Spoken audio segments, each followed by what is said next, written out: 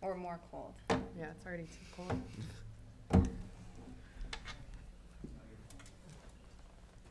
All right, welcome everyone. We are here to discuss the draft plan of the flood mitigation plan for Calvert County.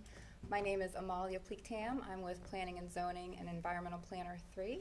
My business card is over at the front of the room. There's also a sign-in sheet. If you have questions or concerns, feel free to leave your name, phone number, or email address, and just a summary of what your concern is, and I'll get back to you. There's also a couple flyers there. One is one talks about a survey that we're holding for Calvert County.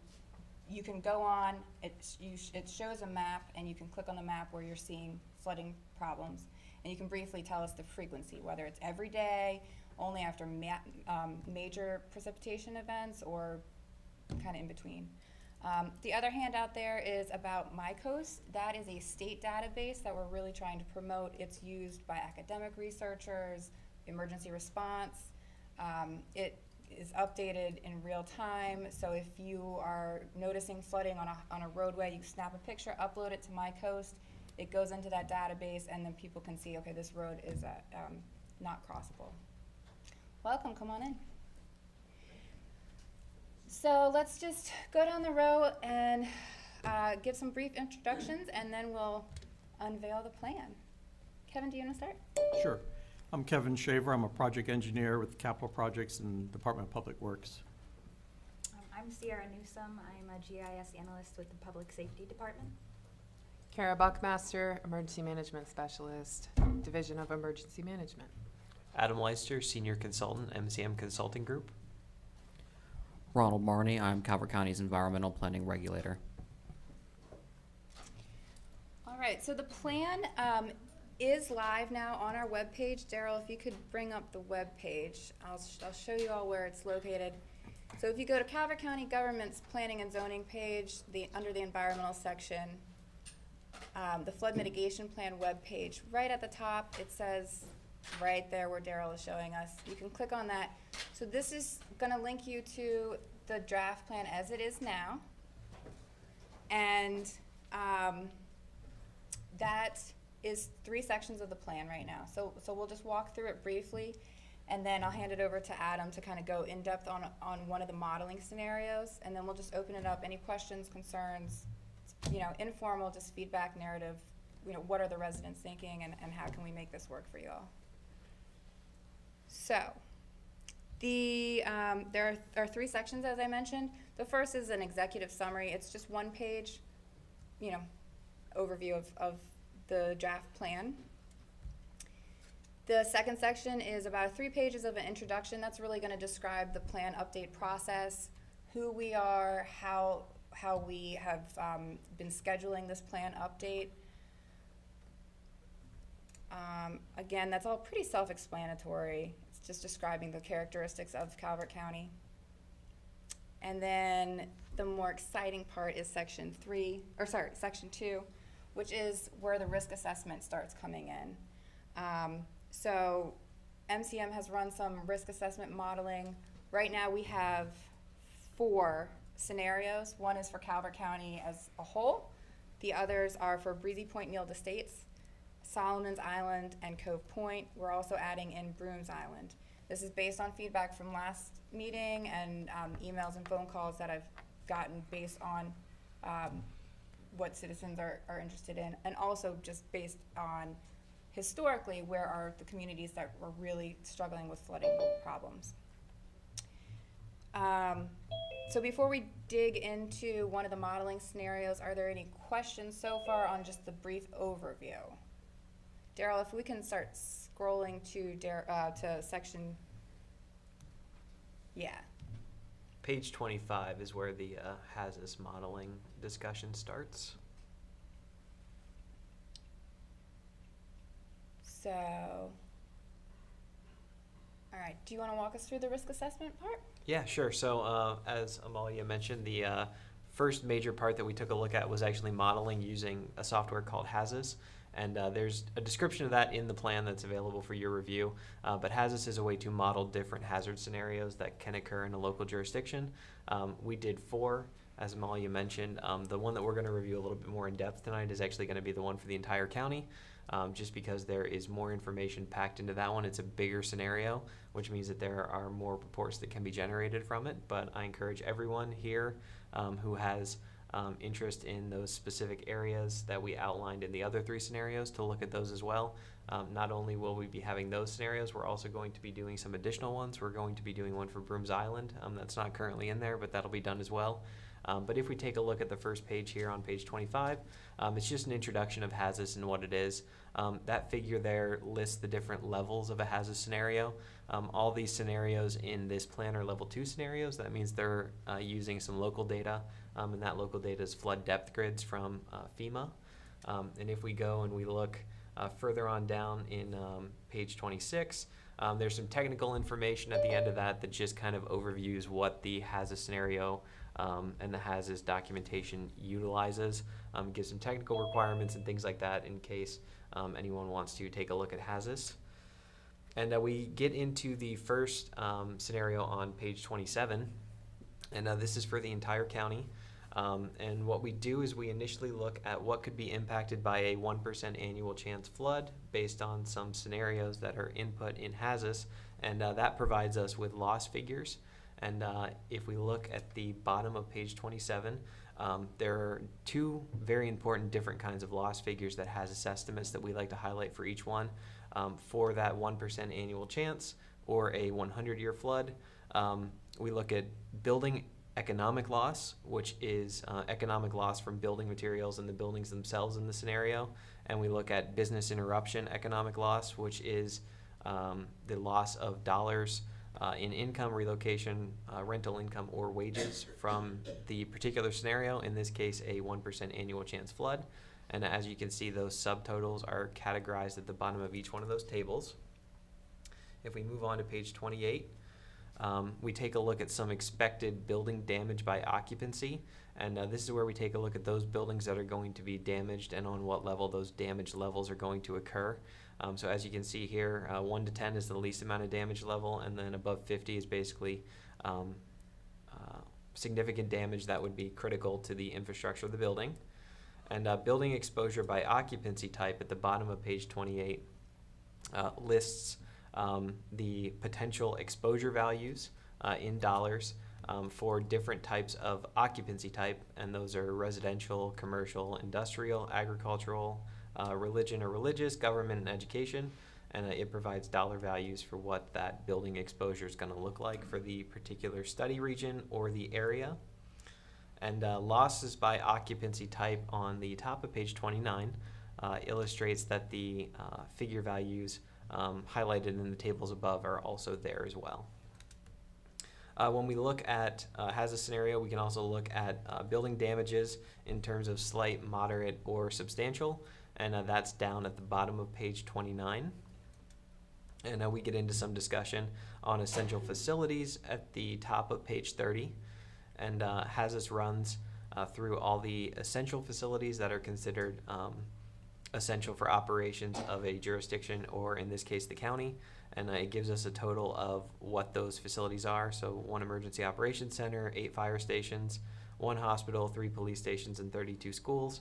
And this scenario shows that none of those will experience moderate, substantial, or loss of use from that scenario. That's based on some information that's plugged into HAZUS from FEMA through their general building stock database. And utility system dollar exposure in the middle of page 30 illustrates what type of damage dollar exposure we're looking at for each type of utility in the county as a whole.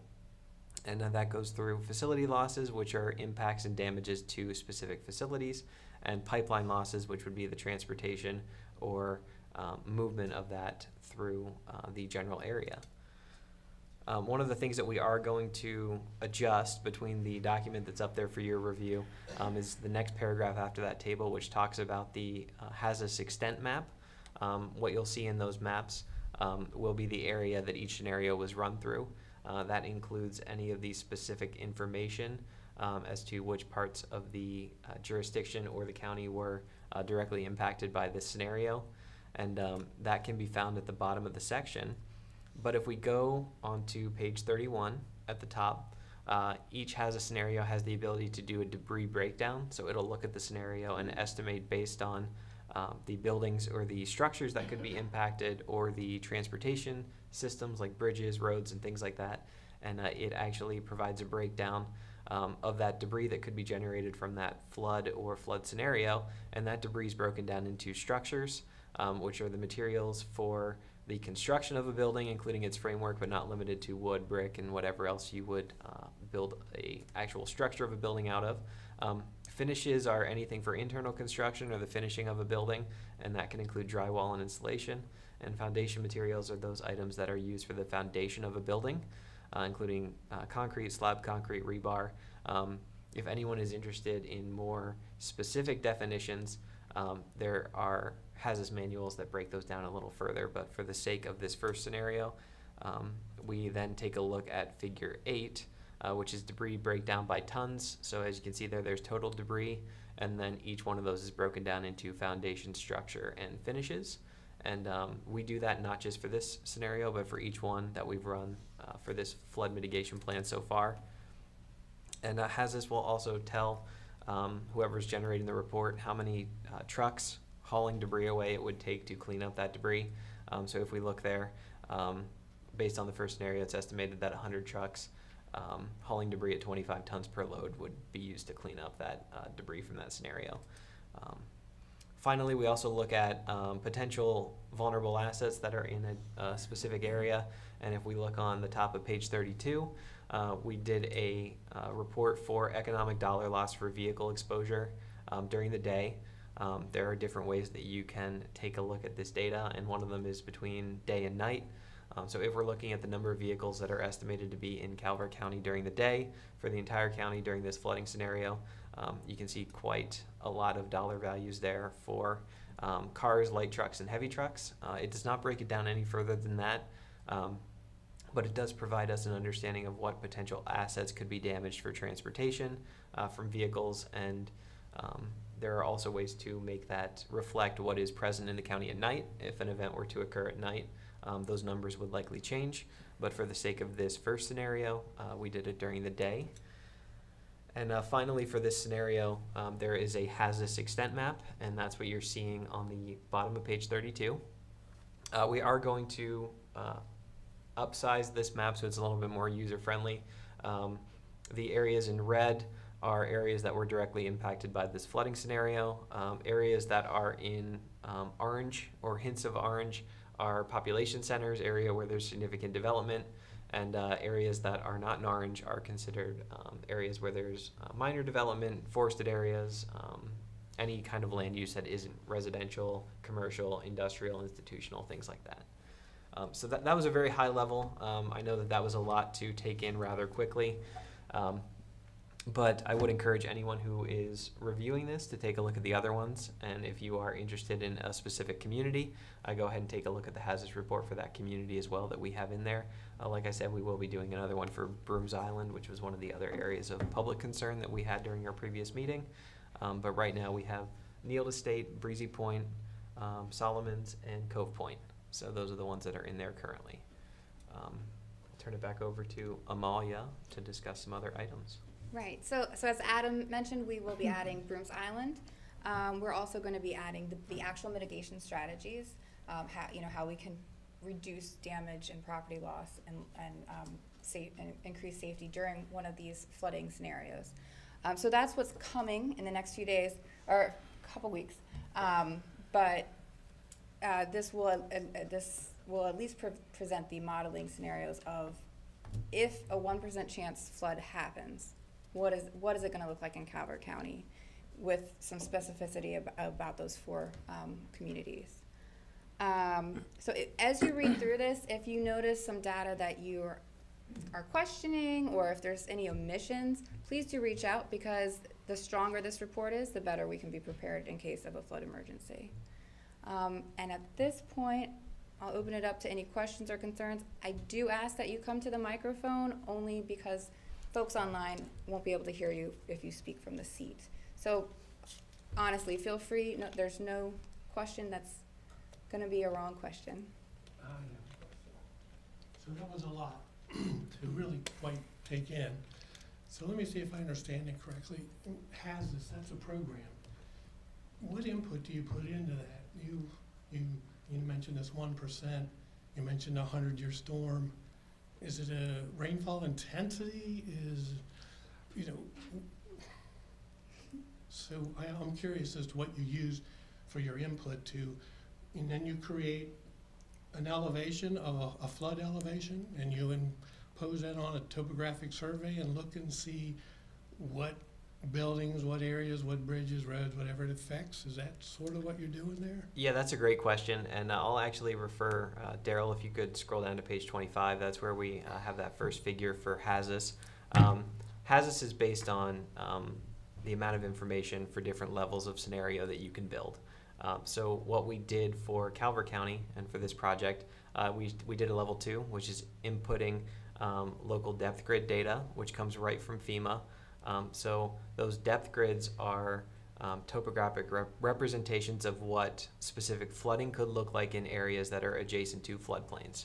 So that's... I'm going to interrupt you a second. Okay. Because I'm trying to grasp. Yeah, of course. So are you saying then do you use historical data to come up with an elevation? Yeah, so FEMA actually takes those local depth grids and they review them whenever flood mapping is updated. So those local depth grids are based on elevational data, historic data from a local jurisdiction, and anything that could be related to flooding for a scenario. And then that information's fed into HAZUS, and it does topographical representations, just like you mentioned. It overlays that with the general building stock, which is information that comes right from FEMA for what's present in the county, and then estimates what that damage will be based on those topographic representations. If we look at that figure, the highest level of a HAZUS scenario is a level 3 scenario, which is where we're looking at specifically information from the local jurisdiction for the entire scenario, not necessarily using that general building stock. And that's one of the things that we're going to be putting into the mitigation action plan as to looking to develop more specified, more advanced HAZUS scenarios, which use that input detailed engineering data at the county level. So yeah, it's using topographic information and referencing things like that for the HAZUS scenario. So 100-year storm. Is it, So that's based on an intensity. yeah, so 100-year storm is a very misleading phrase. And FEMA is also stressing that we no longer use that term because it confuses people. And it, rightfully so, right? 100-year storm, you would think, oh, well, that's only a storm that can happen once in 100 years. Right. That is, it's more accurately described as a 1% annual chance floods. Well, that's what I'm trying to figure out. Look, 1%. Right. I'm not sure And that's determined at FEMA. So again, just remember, the flood mitigation plan, that is, we're participating in this federal insurance program, right? So if we make ourselves more resilient to flood, we can get lower flood rates for Calvert County citizens. So HAZUS is a national software application. It's an open source software. Mm-hmm. And a lot of these terms and definitions are set by FEMA. give me an idea of what is a 1% storm. 100-year storm, yet people think, oh, that's 1 in 100. 10-year storm, that doesn't really work out very well. But what is that a significant storm? Did we have a 1% storm a week ago? Can I chip in Sure. here real quick? Okay, so 1% is 1% a year, and in like a 1% chance per year that we might have a storm that's significant with that amount of rainfall. Per year. It's not Per like- year, yeah. So every year we have a 1% chance that we might have a storm that bad. Right. If So you that's want a an pretty significant storm. yes, Yeah, and and if so you it's want an possible to have- example, think of Tropical Storm Isaias. It's more going to That's- be like a hurricane type event. Yeah, maybe not as severe as a hurricane, but more like tropical storm, something, a helps. significant rainfall event that would lead to that level of flooding. Appreciate that. Yeah. Now I'm going to get to my real point, though. Can you use HAZUS to evaluate the coast? Rate the coast along the Chesapeake Bay, because that's a function of tidal and waves and all kinds of other things. And I don't think in that map that you showed there that I even saw any color around the Old Estates, unless it was You mean in regard to flooding or in regard to like I mean, erosion? Can you use HAZAS, the program, to analyze the flooding along the coast? Yeah, So- that's been done. So you gotta understand, like, that's where the flood hazard area is. We're a coastal community in a peninsula. So those, again, as was indicated earlier, that map is going to be scaled up so it's more visible, but that is where your FEMA map flood hazard area is. And to answer, sorry, No, just you to answer go. your question, when we were running these, there are different types of flooding hazard scenarios you can run. These are both Okay. riverine and coastal that we So ran for maybe Calvert that's County. the difference. And when we did the coastal, we used coastal depth grids. So we took a look at coastal as well as items that could occur from riverine or stream flooding, just to be as comprehensive as possible. So yes, it can do coastal, and that's what we ran. We ran both riverine and coastal in these scenarios. So when you mentioned scenarios, so that's a different scenario, a coastal evaluation. You put in different data to look at how the coast floods rather than how Yeah, something inland floods from, Yeah, the a majority intensity of a Calvert's, rainfall storm. yeah, a majority of Calvert's flood hazard area and our flood hazard is coastal in nature. Yeah. We actually have very little riverine floodplain, regulated floodplain, I should say. You have very little floodplain? No, very little Yeah. riverine, right. floodplain. And so when you're looking at coastal, I mean, FEMA, these V zones, they are accounting for, the wave action, and it is a different flood zone compared to a riverine I sort of understand. that doesn't have It's that different- velocity. Different scenarios provide different results, and I do see a faint little tinting of red along the coast. Yeah, so if you are reviewing this, page 33, Daryl, if you could scroll to page 33 for us, that's where we start the actual Neal Estate scenario, where we ran right near the Neal Estate Breezy Point area. And there might be a better map there on page 36 that might show some red along the areas there. So I'd ask you to review this as well. So you get all the way back up into the creek and off of the marine. Okay, well, you've answered my questions. Okay. Sort of, I gotta think about it for a while. Sure. Sir. I appreciate Yeah, your this is time. a good point, because it is a little bit of a vague concept, and I don't want you to think that this is just a blanket modeling that we put on top of Calvert County. No, it wasn't that at all. I truly believe it's got a lot of detail in it. I was just curious about whether you used a rainfall intensity, historical flooding elevations. Absolutely. Put in, that helps me understand. Yeah, and also included in the risk assessment section, we didn't really highlight it here, but it is in there for your review, is rainfall data, average rainfall data. I think it goes from 2000 through 2023, because we're in 2024 right now.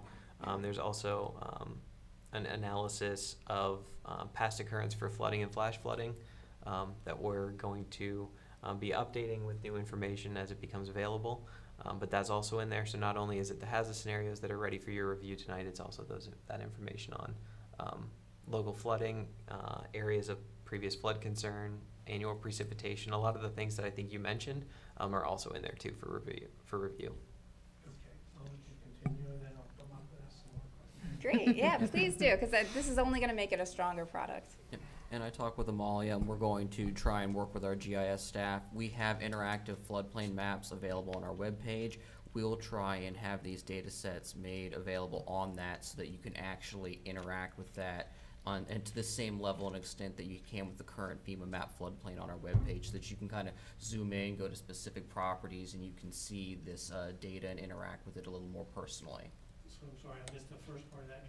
That's not available right now, but you're going to work on having that available? Yeah, we're going to work on taking this modeling and adding it to that existing front-facing map so that the public can interact with it on a more meaningful level. Perfect, thank you. Thanks for your question. That's just Hi, what I Bob. need more maps to play with. I love maps. I But, know you. Everybody knows that. But, so you kept saying, 1% rainfall and 1% flood. They're not the same. So which is it that you're actually, Flood. It's a 1% annual chance flood. Flood, Flood not event. rainfall. Yeah, and you can have. Although there's usually some sort of rainfall involved, I would. Correct, yeah. A 1% annual chance flood is typically a cascading impact of another event like a hurricane or tropical storm. Right, But this is a 1% annual chance flood. right, so you've got storm surge and all that kind of fun stuff That- along with rain. And that's factored in. So it's, you have 1% chance of the flood water coming above this inundation level. So how much And you can roughly have what would multiple that be? 1% chance floods in a year. Yeah. So that's not, I mean, just because you do, that doesn't mean that it's not bad data. That's just statistically, Sure, it's just Just statistics. bad luck. yeah. You could have two years in a row, and that would be a bad 2 years, but it certainly doesn't violate the statistics unless it happens 10 years in a row every year, then you might want to think about it. But, so, like if you're, let's take some place that everybody knows about, Chesapeake Beach. You have a 1% flood, kind of, how high would the water be, say, you know, This is why I really like those interactive maps, and I encourage you to look at those.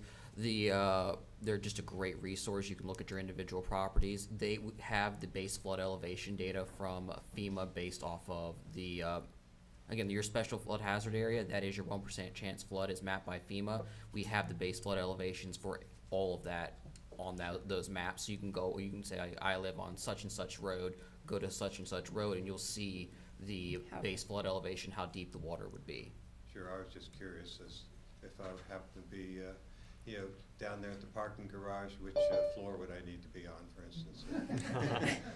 And to follow up on what Ron said, I think the special flood hazard area also covers not only the 1% annual chance flood area, but also floodways, areas of minimal flooding, things like that. So not only is that specific flood layer in there, there are also other areas in the special flood hazard area. Sure, sure. So with the last, I guess it was a hurricane by the time it got here, it still was. We had some inland flooding from the large amounts of stormwater. So do you run scenarios where you've got combinations of surge and rainfall events? So it's not specifically just inland flooding. It's No, both I know. the riverine and the coastal. Some rivers are very, very poorly connected to the larger rivers, but they still had flooding. You know, we knocked out a few bridges, you know, some spectacular stuff like that that really had nothing to do probably with storm surge. Right, and that kind of information is what we're looking at to be provided, if it's not already covered under the historical information. That way we can know where these specific areas of inland flooding are and take a look at them to ensure that we identify them and then find ways to mitigate them in the preventative measures section of the plan. Can I just add on that point real quick? If you're talking about Tropical Storm Isaias from 2020, I just can't pronounce it, that's all. that's okay. I've had a lot of practice with that one. We have a very detailed spreadsheet full of data reporting specifically that type of flooding that you're referring to, like the culvert damage, the stormwater infrastructure damage, and we have all of that, and we have provided that, and that is part of this assessment with the historic data. Okay, so the rainfall data you're getting is actual locally recorded data? That's all damage assessment data to identify those specific areas that were inundated the worst and had the most damage. Okay, because I know that some of the local data gets into the NOAA database. As a matter of fact, I think I'm there. I know Dr. Cloud's wife's 17, 18 years worth of data is probably in there. Yeah, so the rainfall data that's in the plan is from the National Weather Service and NOAA. So. Oh, okay. Yeah, but they also use local data too in some of their databases. Mhm. And I suppose that you use that as well. Yep. Okay, thanks. Thank you. We're gonna turn online. I see Rick, you have your hand raised. If you can unmute. Yes, can you hear me okay? Hi, yes, how are you? Yes. Hi all.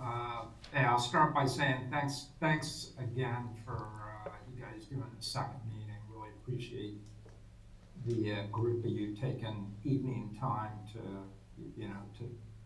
inform us and address our questions. So thanks. Yeah, I've got one question. I guess I'll direct it to Adam. So Adam, as you were describing the first scenario, the countywide scenario, you mentioned you were showing numbers that were related, assessments related kind of three categories of, I'll say infrastructure, right? Structures, finishes, and foundation. Correct.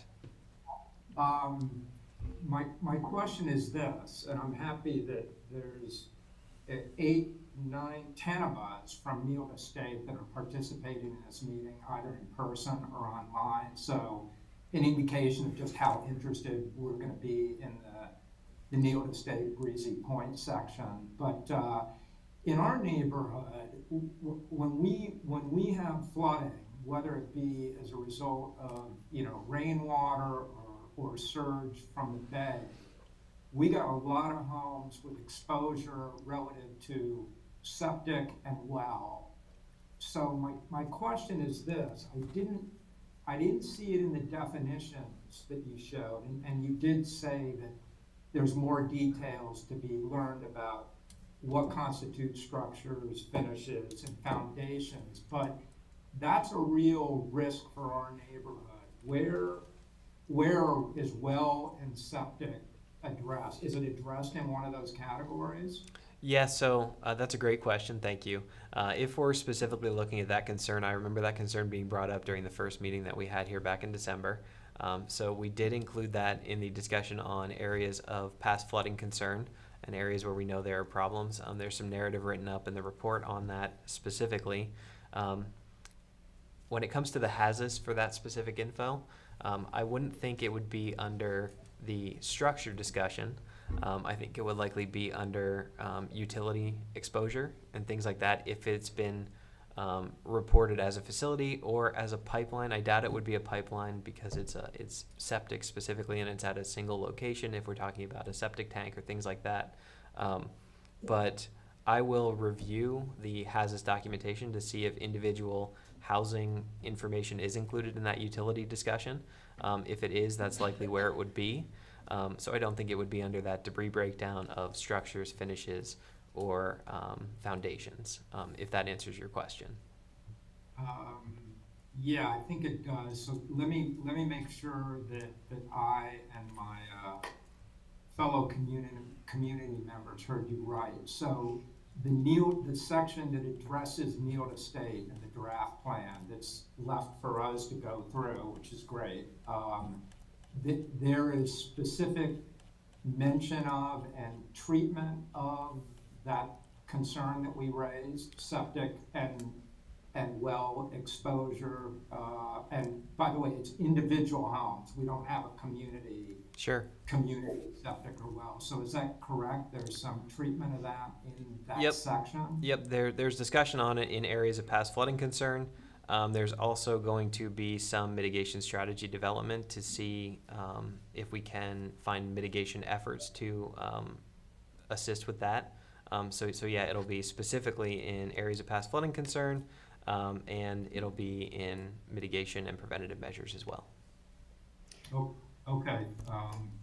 Thanks very much. Really appreciate the answer. Yeah, no, that's a great question, Rick, and we can certainly emphasize the damage to septic systems in these communities. Calvert County, as we all know, is interesting in our dominance of septic fields. So that's a great point that should be highlighted. And as Adam said, that is going to be addressed in the mitigation strategies that haven't dropped yet, but we can definitely highlight that more in the damage section.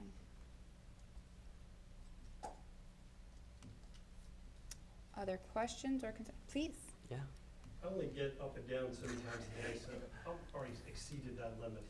Understand. So I'm going to talk real loud so that people can hear me. The state of Maryland, the statute required every county in Maryland to create this plan that you guys are creating. Is there funding to actually implement recommendations? I mean, my recollection is the 2017 flood mitigation plan was created, and I don't know that anything ever happened, other than it did happen in our community because we did follow one of the recommendations and contacted the Breezy Point Marina to try to get their dredge materials pumped over onto the beach. Short of that, I don't know what the county or the state ever did. Now, I know the state wasn't involved necessarily, wasn't mandated at the time. So- Now it is. So once the plan is created, once recommendations are formulated, what happens then? Yeah, that's good. Yeah, no, that is a great question. It's an annual report that we file on the progress that how we're addressing the plan. Funding wise is a very real reality. Grants. So this plan update is funded in part by a FEMA grant. And there are FEMA grants also to do property acquisition elevations. So the short answer is yes, but you have to be realistic and understand that that does not mean that everything will occur or that everything will occur immediately. Because as Amalia said, there simply is not funding to do everything that could possibly be done, and we don't even have all of our mitigation strategies drafted at this point.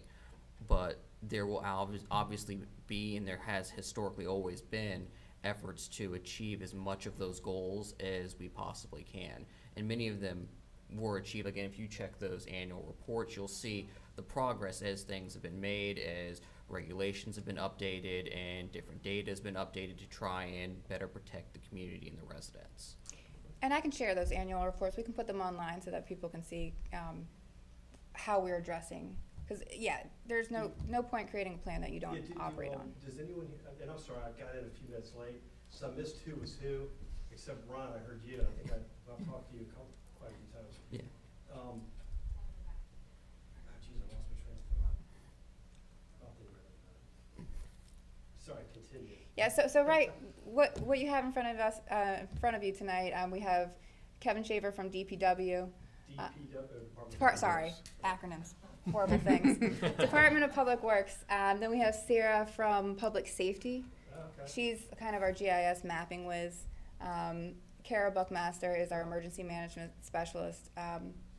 Adam is our MCM consultant that we're working in tandem with on this report. My name's Amalia Pleake-Tamm. I'm an environmental planner with Planning and Zoning. Okay. And then Ron Marnie is environmental regulator with Planning and I just Zoning. thought of my question. All the past flood mitigation plans that have been created, does anyone here know what specific was ever done? Folks at home, not here, sir, sorry. And this is Daryl, the extraordinary. Breaking news, Daryl, you might So, say. yeah, so the question I had was, of all the past flood mitigation plans that were created, does anyone know anything was ever done in the Needle State community to mitigate anything related to flooding? Because in 2023, Beach Drive, which is listed in your documentation, has flooded 4 times, to my knowledge. And when I say flooded, I'm talking about deep enough that houses were surrounded by water, cars could not pass. So there's your 1% times 4 in 1 year. Yeah. Was anything ever done? Has anything ever been done? Because I haven't noticed anything ever being done by anyone, other than community members trying to protect their own houses and the neighborhood themselves. Yeah, so I'm presently working on a project on Ridge Road. Mike Plitt's property gets flooded quite often. So the water comes down Ridge Road, and then I'm familiar. unfortunately You should his, see my house. You think his is bad. Yeah, his lots is way below the road, and so that's where the water tends to collect. So we're going to intercept that water on the road and outfall it somewhere else where it won't damage property. So that's one thing we're doing in Needle Estates. And I know the community, several years ago, applied for and was able to get a permit for the bulkhead for the shoreline projects. And I think that's the last bulkhead project on the Chesapeake Bay. So consider it lucky that it was approved. Well, that was done by individual homeowners. Right, that's what I'm saying is, the efforts like that have made a difference. But yeah, we take the data that comes out of studies like this and we look at, prioritizing ways that we can improve culverts to handle the larger storms. Tropical Storm Isaias, we were able to get 3 box culverts installed and get reimbursed by FEMA because we demonstrated that what was there could not convey the 100-year storm. In Needle State you're talking about? All over the county. Oh, all over the county. Mostly in the north end of the county where most of the worst flooding took place. But we learned each box culvert is about $800 to $1 million to do. So it's a capital project and we have to budget it. So we take the information from these plans, we put it into the capital budget, which goes out 6 years. And we try to program, you know, to do a project at least once a year. So right now, we're working on Mill Branch Road. I think after that, we'll be looking at Walton Road. So there are several other roads that need to have the box culverts installed. So we do use the data from these sites to actually translate to a real project and make But in improvements. Neal State, the only thing you can think of is the project you're working on now Right. with Ridge Road. Okay. Yeah, then it came to light that, you know, there's other areas in there, and so we'll look at a you know, more comprehensive project for that as well. The only other projects that are being pursued through these, according to these plans, would be private property mitigation projects, including elevations. There's been several elevations along the coast in the United States, and those use federal grant money through FEMA. And there are several of us that work on those projects and have been working on them for many, many years. And they are very slow and arduous. If we're going to apply for funding for one, whether it's a community-based project or private property mitigation, from the time we start that application to the time that the funding is awarded and we can implement the project, you're looking at 2.5 to 3 years. So I know it sounds incredible or incredulous, but 4 years really isn't very much time when we're looking at large, long-term flood mitigation. Also, if you look at the past most recent years, Calvert County has had multiple emergency declarations for COVID and for Tropical Storm Isaias. And then the coastal flood event we had, I can't remember which year it was now, but we do continue to work diligently on these issues, even when you can't always see it. We also just finished the update of the hazard mitigation plan. The flood mitigation plan is an appendix of that. And so when we were going through our mitigation actions from the past 5 years, I mean, you can't quantify where we have achieved some of those actions. And it's a slow burn. We'd all like to see them progress faster. If we could make them go faster, we would. But there's quantifiable progress that we are making between 2017 and now. Okay. Rick, I see your hand is back up online. Do you have another question? Yeah, I just can't help myself, so. Thank you guys for being available. So, this is a follow-up to Kevin. So, Kevin, I'm glad in response to our Citizens Association President, John Norris, asked in the last question, you actually raised the fact that Mike Plitt, you guys have done the design work to do some improvements to Ridge Road, right? Correct. Just, you and I have spoken offline about this, a month or so ago, but just so my community members can hear this and so that I can reaffirm what you said, the fact that the county has done design work that was completed recently, sometime in November, and now there still needs to be implementation of it. But the fact that that's a potential project is the result of just Mike Plitt calling the county and saying, I've got a problem. Is that it? As opposed to something that was in a prior plan. It was him contacting you all. Is that correct? I believe that is the origin of how I got the assignment to do a drainage improvement project, yes. Okay. And at this point, is there some question back to Kara's point and Amalia's point about funding is always constrained, inconvenient truth? Correct. I mean, is the design work that was accomplished for the Mike Plitt, concern you raised, is that likely to be financed, or is that still pending? No, as far as I know, we are prepared to move forward with the actual construction of that project. So I'm going to get together with Mr. Plitt and some of his neighbors to make sure that everyone's issues to make sure that everyone's issues are addressed. But you know, it's not just Mr. Plitt's property that we're trying to take care of. There's about 4 or 5 properties in that area that we're trying to. There's a dozen. Yeah, we're trying to collect the water and redirect it somewhere else. Right. Okay. So I think you alluded to the fact that you're taking a broader look maybe at the community. Correct. Right? I mean, certainly the plan is that, but as you're aware, I mean, I sent you the same email that I sent Amalia, right? That was prior. I sent it to Amalia prior to the first meeting, and then I sent it to you after the first meeting. But it was, Right. you know, essentially a bunch of pictures of recent flooding and a map that was actually courtesy of Right. Mike Plitt that we used in our grant proposal for the living shoreline that shows, you know, the homes that are really at risk and where they're located, you know, the roads that intersect, where they're located. So when you made the comment about maybe taking a broader look, I mean, is that? Yeah, it's is to that include those areas that you highlighted in that map. Okay, all right.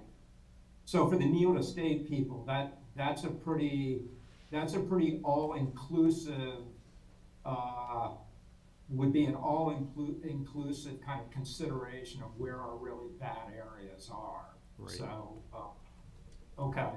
Well, yeah, thanks, I appreciate that. So is any of those specifics, are they, I'm asking for you to tell me something that I could find out myself when I read the plan, but did that get incorporated, those kind of specifics, are they addressed in the Neal Estate section? We have pretty much gotten to about 90% design when I've received that information. So it's something that we'll look at as a separate project. Okay, sounds, yeah, as long as you guys are game for looking at it. So, all right, thanks a lot, and I'll do my best for that to be the last time I raise my hand. Thank you.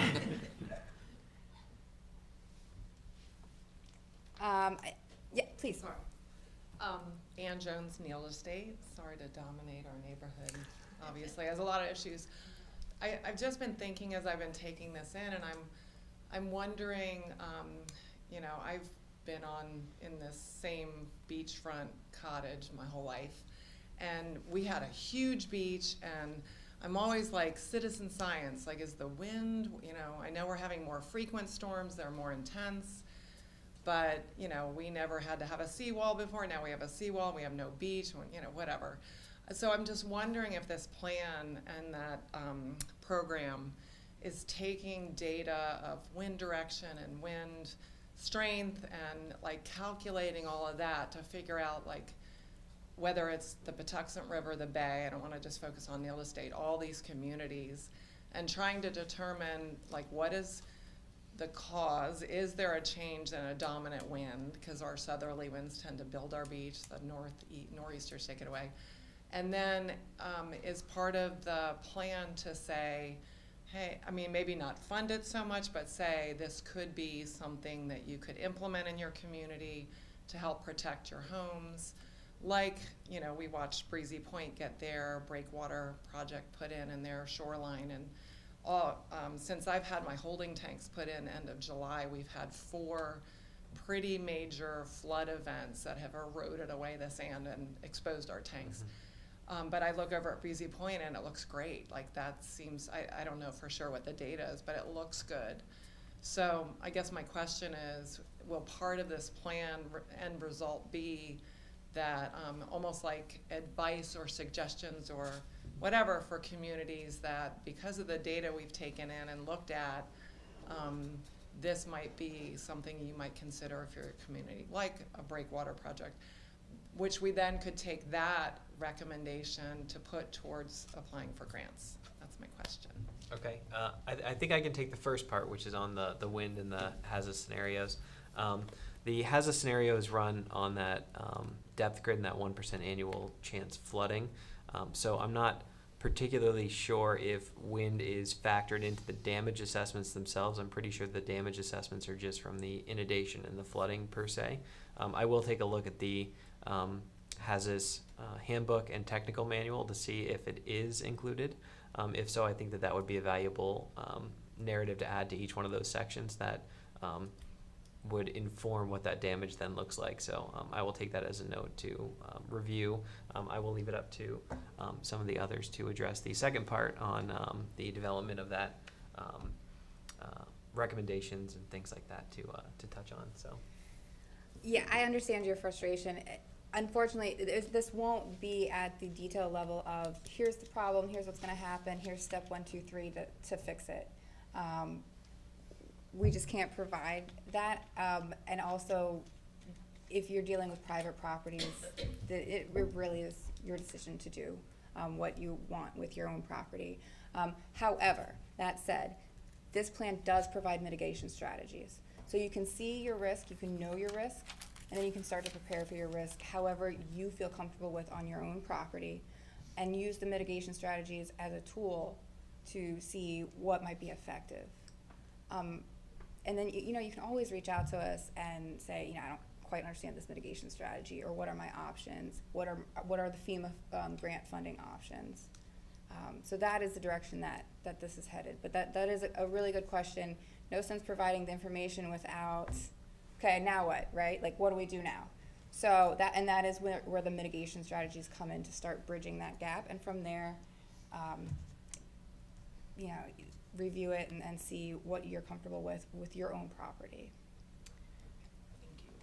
To Ann's point, maybe something we could consider either in the hazard mitigation plan or the flood mitigation plan would be to add an action item looking at erosion more in depth, like through change detection, like some sort of multivariate analysis to see if the wind was a factor, so that we could try to provide some more detailed information on that.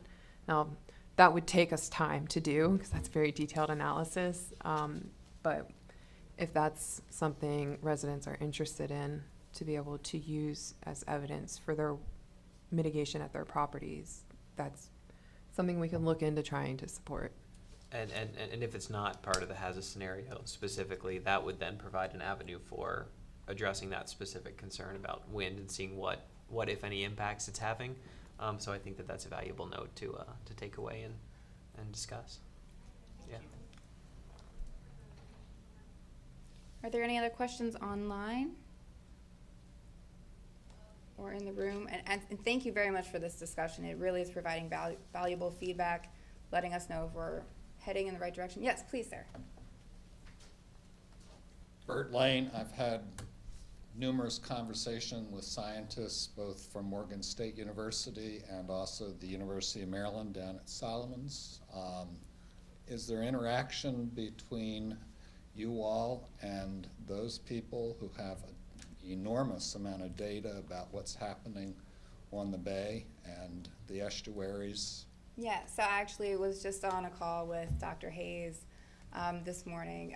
We do work very closely with CBL and as well with Morgan State Pearl Lab in the county. That work is more geared toward the water quality issues as opposed to flooding levels. With flooding levels, we really do rely on the FEMA standards. But yeah, they are a fabulous resource. I mean, world renowned. We're very lucky to have them in the county, and they give, you know, great reliable data that we can use to make our work more effective. Is there something in particular? Well, they document sea level rise. They document right. the fact that land surfaces are sinking in many places. Yes. So, and Dr. Laura Harris was just at the Environmental Commission. I'll plug for that. The Environmental Commission meets the last Monday of every month, and the meetings are public. You can come in person to the Prince Frederick Library, or you can join on Zoom. We will be moving to Teams. but you can join virtually or in person. And we frequently host speakers. Dr. Harris did come, and one of her students spoke on land subsidence and rising sea levels. And that discussion was focused on Cove Point. The presentation is online on the Environmental Commission webpage. And if you have trouble finding it, just let me know. No, they are a great resource for us to have, and we do truly appreciate them. Kevin? And I'm currently working with 2 researchers from CBL who are analyzing our local precipitation data to get more updated numbers, because right now Atlas 14 is the standard that is used to run all the storm drainage calculations and that sort of thing. And it's from 2011, I think, was the last update to it. So the theory is that we're getting more intense, more frequent storms, and that's why they're going to do that study. And we should have the results of that in March. So our plan is capital projects. We're going to use this data to size our infrastructure. So we're using real world numbers. Ultimately, we'd like to see it pushed out to the development community and have them use those numbers. So we'll see how that goes. When's that going to be available, Kevin? March is when we're supposed to get the report, this March. It's also projected rainfalls for future, or? I believe, yes, they're going to extrapolate out into the future, like do a 50-year. I thought they were going to, but that'll be also in March? Yes. Yep. Good. And you'll change your stormwater management system designs based on that? Internally, we will be, yes. Yep.